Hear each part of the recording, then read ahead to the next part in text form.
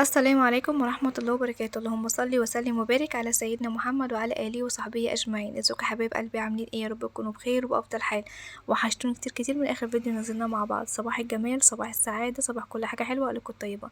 النهاردة وصفتنا سهلة جدا، بسيطة جدا. لو انتي مستعجلة وعايز تعملي غدا سريع جدا، هتعملي صينية البطاطس دي بالسجق، أسهل منها مفيش. تقطيعة البطاطس دي براحتك، البصل براحتك، يعني قطعيها مكعبات، صوابع، طرنشات، شرايح، اللي انت عايزاه قطعيه. فانا قطعت البطاطس وبصل وفلفل، تمام. حطيت بقى التوابل: ملح، كمون، كزبرة، فلفل اسود. ببقى طحنة ورق لوري وحبهان وجوز الطيب وقرفة وقرنفل، ببقى طحناهم في المطحنة كده وعاملاهم بودر. حطيت منها برضو رشة منها، وتوابل لحمة حاجة بسيطة.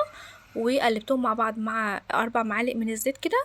وزي ما شفتوا كده، اول ما حسيت ان هي التوابل كلها اتوزعت، نزلت بقى بصلصه طماطم عندك جاهزه او انت تكوني عاملاها في البيت. انا الصلصه دي عاملاها في البيت، فهي خام بيور.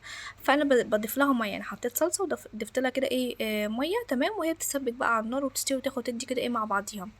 بعد ما ظبطت كده مستوى الصلصه معايا وظبطت وحطيت الميه، قلبتها كده كويس، عشان برضو يكون كل الخضار متبل تتبيله حلوه. وبعد كده غطيتهم، سويتهم كده زي ما انتم شايفين. وهجيب بقى السجق، الكميه طبعا اللي انت تحبيها، وحطيتها على وش الصينيه بتاعتي من فوق، تمام. وبروح واخداها على البوتاجاز وبغطيها، حتى ما بحطهاش في الفرن. وبفضل بقى سايباها كده على الاول على نار عاليه. اول ما بتغلي معايا بروح موطيه النار واسيبها تستوي، وبعمل جنبها رز بشعريه. والف هنا وشفا على اللي ياكل، بجد تحفه جدا وطعمها جميل جدا. وزي ما انتم شايفين كده بتتسبك وبتبقى جميله. صوابع السجق وبصوا عامله ازاي بتستوي. طبعا طبعا هي بتتكسر لاني بتستوي كده، بتبقى مستويه قوي. طبعا السوا ده بيبقى بتاعك انتي. ممكن اصلا تقطعيها صغيره جدا وتحطيها على الوش برضو، او تسيبيها صوابع كده اللي يريحك.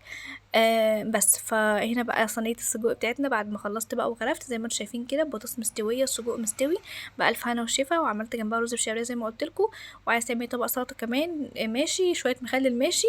ودي وصفه النهارده، يا رب تنال اعجابكم. واشوفكم على خير في فيديو جديد، واقول لكم السلام عليكم ورحمه الله وبركاته. باي باي.